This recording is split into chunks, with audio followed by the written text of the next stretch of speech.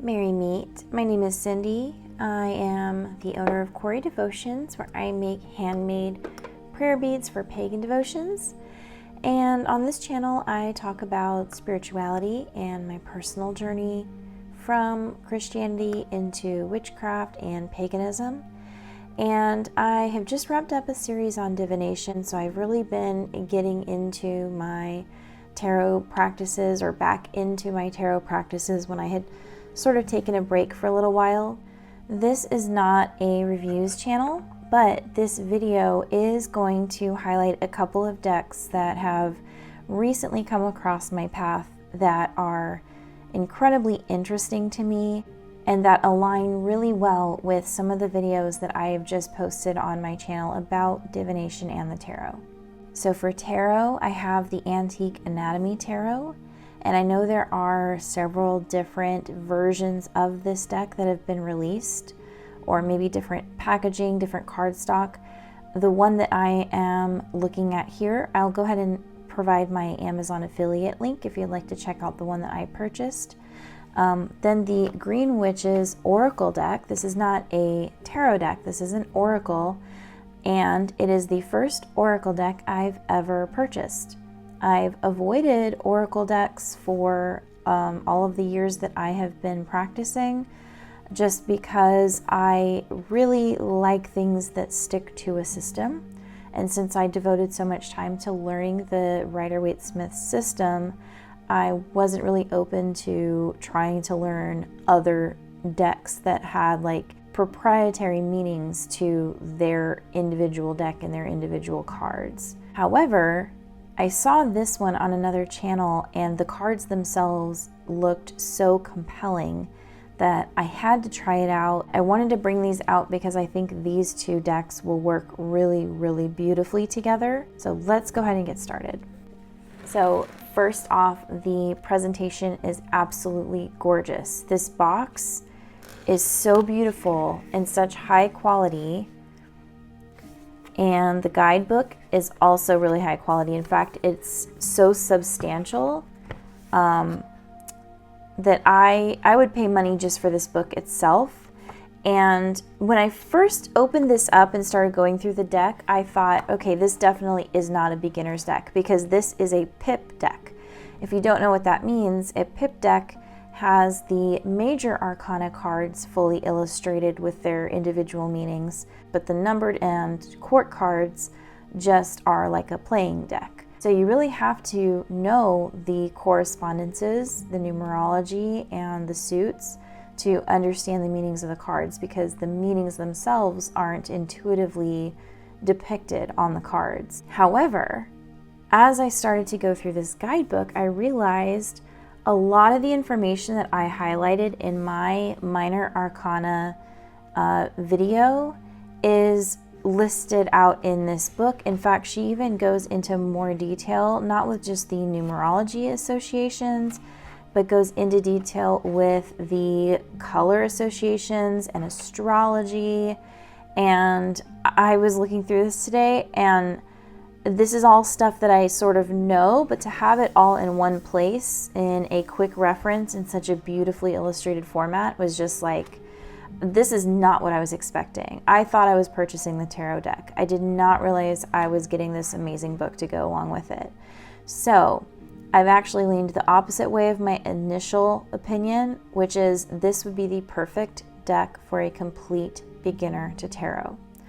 So keeping in mind that because it is anatomy, some people are really turned off by this type of illustration. So if this is not your style, ignore everything I'm about to say. But if you like this style, if this style is good with you, having a pip deck that has really beautiful illustrations and having a guidebook to go with it, that's not just a standard, here's the basic meanings of each card, but that actually has an introduction to the tarot in general. You could start with this deck as a complete beginner, having never picked up a deck before, and end up with a pretty comprehensive understanding of the tarot.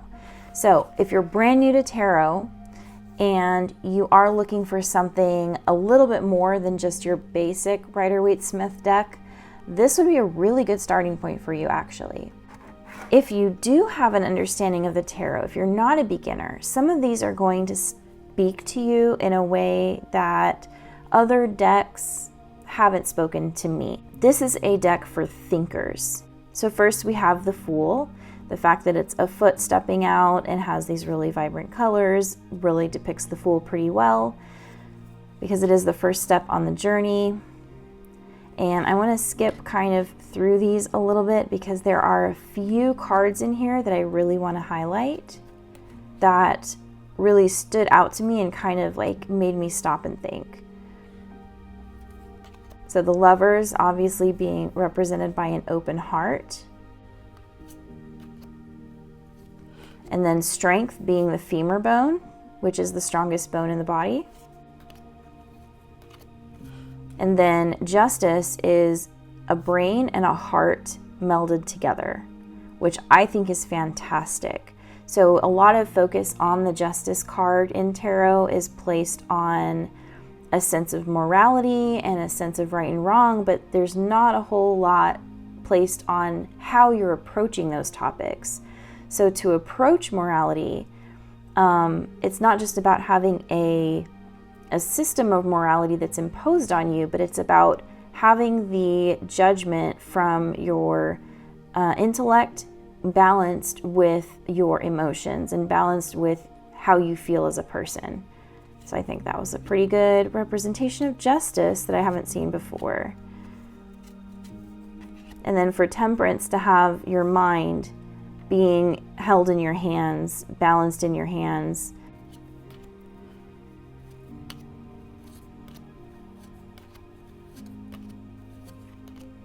And the World. And so now we get into the numbered cards. And I'm only going to highlight a few of these because I don't want to go through all 56. There are review channels that have gone through all the cards or flipped through all the cards that you could definitely find if you want to see all their illustrations. But I just want to highlight a few that really stood out to me as somebody with experience reading tarot. And this is the one I really wanted to highlight, the Four of Cups. If you remember, traditionally the Four of Cups is illustrated by a person sitting under a tree with their arms and legs crossed, and they have 4 full cups sitting around them, but they are unwilling to take any action or to move forward. It's not just being happy with what you have, but it's being stagnant and not willing to risk losing what you have to move forward and gain more. The Four of Cups could also be represented as a card of obsession or being unwilling to let go of something, being like a dog with a bone.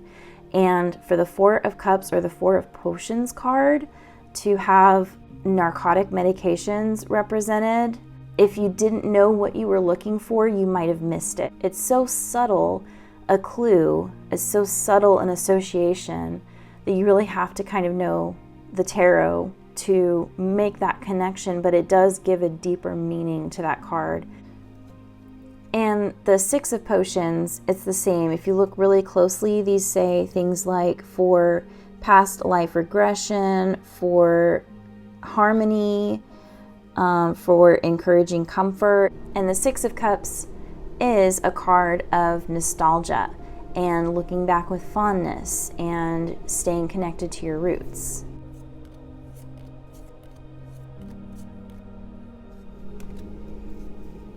Five of Coins or the Five of Pentacles is the card of need or lacking, not having enough. And this one is characterized by a skull that has been damaged.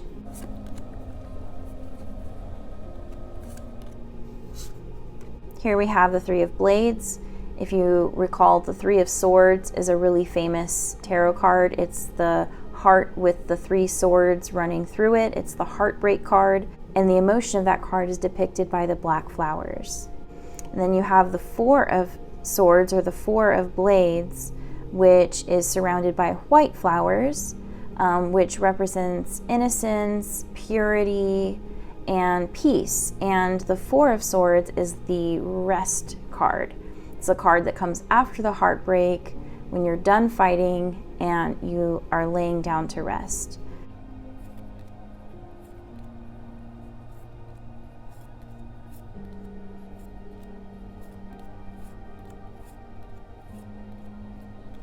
So So I have not done a reading with this yet. I wanted the chance to go through them in order and go through the guidebook a little bit more in more detail. And I'm going to go ahead and do that first reading now.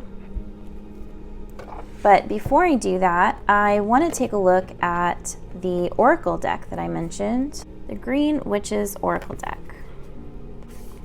While I'm pulling this out, I have to talk about why cards mean so much to me, and it goes beyond the tarot. Since I was a little girl, I carried around a deck of playing cards everywhere, whether it was Uno cards or poker cards, any deck of cards that just felt nice in my hands. I liked to shuffle them. That was like a form of stimming for me before I ever knew that I had any sort of neurodivergence or what that would mean. And the texture of the card is a sensory experience, so I pick my tarot cards often by the texture of the paper. Although that is sort of secondary to the meaning that I get from them, it is still really high up on my list of importance for when I'm picking a card. So the decks that I'm showing you today, the reason I picked them to go together is aesthetically, they're very similar. By feel, they're very similar.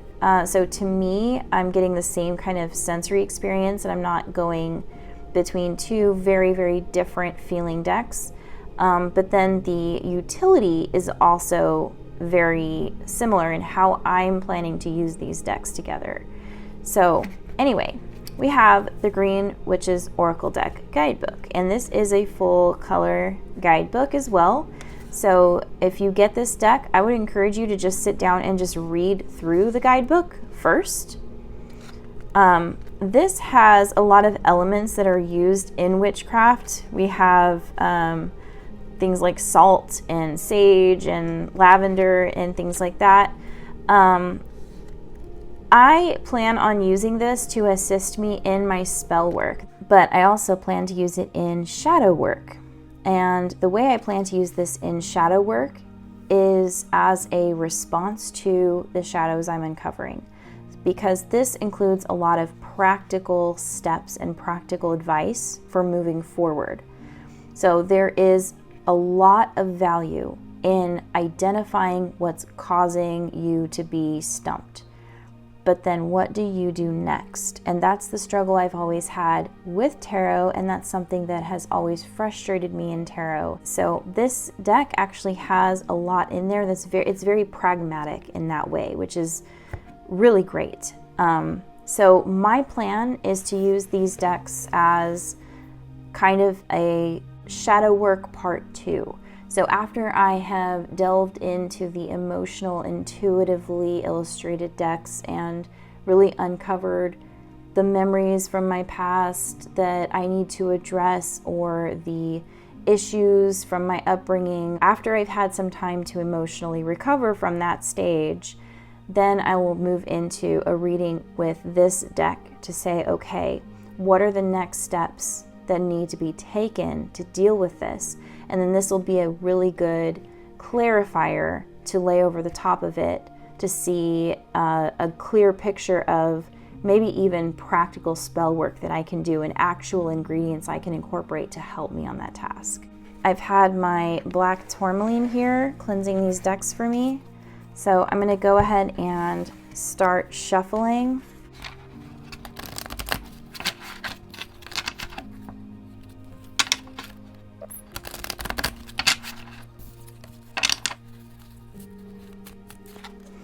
And I am going to keep the guidebook to this handy. Actually, I'm keeping both of the guidebooks handy because they are newer decks, and because this author and illustrator clearly had a very intentional design behind the associations. I don't want to miss anything.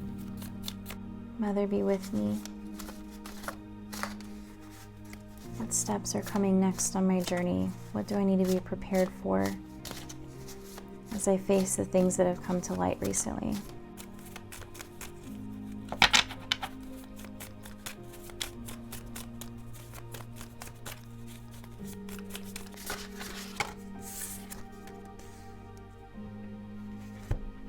So right away, We have a couple of rods. So we have the 8 of rods and 9 of rods, and that could just be due to poor shuffling on my part since it's a new deck. I may have needed to go through it a few more times, but I'm going to go ahead and look these up. So the 8 of rods assures you the universe is on your side with whatever you decide to take on. Business ventures, new romance, fresh ideas will move forward with gusto. It's time to jump in feet first. If you are swept away in a sea of what-ifs, you really will miss out on this golden period of movement and encouragement. The 9 of rods appears when you feel you can't possibly go on. The ground beneath you looks cluttered with obstacles and each step feels shaky, but this is all an illusion. You are actually on a solid path, but are lacking the confidence to be sure-footed. Keywords are determination, wary, delay, exhaustion, protection. Okay, that actually tracks pretty perfectly with where I stand right now. I have this venture that I'm considering, and I have been feeling kind of stuck, and imposter syndrome is the word for it, truly. So this is actually a really good indicator of where I currently stand, which is where my readings always begin.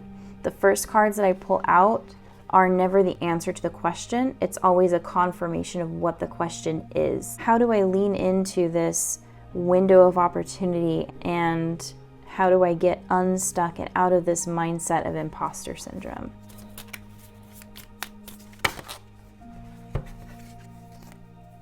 Okay, so if you notice, I typically read reversals, and I have said before I really adore reading reversals. In this deck, I'm not going to be reading reversals because I don't want the answers that I get, since I'm looking for pragmatic, concrete, solid, practical advice. I don't want the answers to be too nuanced or too subtle or too difficult to decipher by throwing in the reversals reading. That's more for the first step of shadow work, the emotional step. Again, this is probably just that I did not shuffle well enough, but these 2 cards actually really worked well to explain my issue, so I'm going to see if this works too.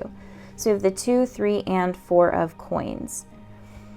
Now, I know just from looking at it, this is going to require teamwork. I cannot do this in a vacuum. I'm going to need people.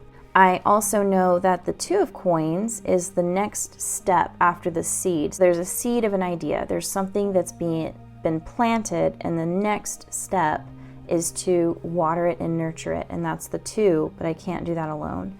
2 of coins indicates a need to achieve harmony in all aspects of your life.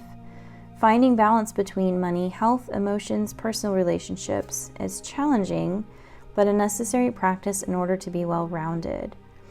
Finances may be fluctuating, so try not to overindulge. I always forget that that is an association with that card too. Keywords are harmony, balance, work life, and management fluctuation. So very good practical advice, and definitely hits home. So being more careful with finances as the income may be fluctuating. For the 3 of coins, have you recently embarked on a new project? Perhaps a new career or exercise program? The appearance of the 3 of coins shows your efforts will begin to receive outside validation and recognition, which goes into the encouragement that was indicated by the 8 of rods as well. You still have a way to go, but you can progress to the next stage feeling confident and secure in your ability to get things done.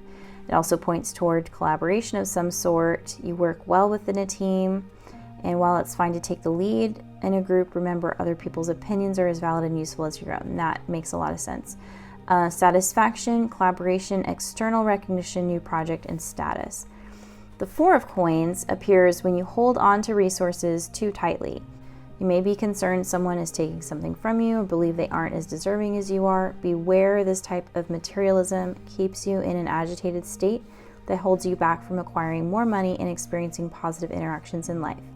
To me, this is speaking of a jealousy or resentment. Lately, I have been struggling, and this has nothing at all to do with this channel. I'm not making any money on this channel anyway, but I have to find a way to support myself. So this is really just having to do with my personal finances. I have been struggling with watching others be promoted over me time and again. And that's a new feeling for me, because in my line of work, I have historically been able to just walk into an office and get a job. And the market has really shifted in the past few years, and that's no longer possible. So that has been a struggle, and I have been jealous of others finding success in that, and it's been holding me back, I think, from reaching for opportunities because of a mindset of I've been disappointed so many times that there's no way this one time is going to make a difference. And that has also led to a really unhealthy view of my finances as they are. This is what I needed to hear today. This is exactly what I needed to hear and what I needed to know. So my takeaway from this, my action plan moving forward, is going to be to work on a mindset shift of gratitude over greed, gratitude over jealousy, to come up with a better plan for my finances, what they are currently, and manage them better, and be open to feedback and collaboration from people who have traveled farther down the road than I have and can offer some of that wisdom and advice. And these two cards go hand in hand as well. If I'm in a window of opportunity and achievement and it's coming quickly, this mindset of it's never going to happen because it hasn't yet, and being jealous of other people's success is only going to make me miss this window. So that's my takeaway. I do want to pull one of these oracle cards. So I know that I need to change my mindset, but just deciding to have a different mindset isn't really enough. It doesn't work. I don't know if it works for some people, but it certainly doesn't work for me. Not with my autism, not with my CPTSD. My brain just needs that extra guidance. I know I typically only read the cards that just fall out on their own, but because these cards are so large, I'm just going to finish shuffling and then pull one from the top. To sow. Oh my goodness. I was just talking about the seed being planted. Okay, so this is what we're doing right now with this reading, planting a seed of gratitude. I'm grateful for what I've been given. I'm grateful for what I've achieved. I look forward with hope and excitement to the next step in my life. I'm going to put this on this side because it's more about gratitude. I'm going to pull the guidebook for this one as well. Give me a second to find it because they're not necessarily in a specific order like the tarot deck.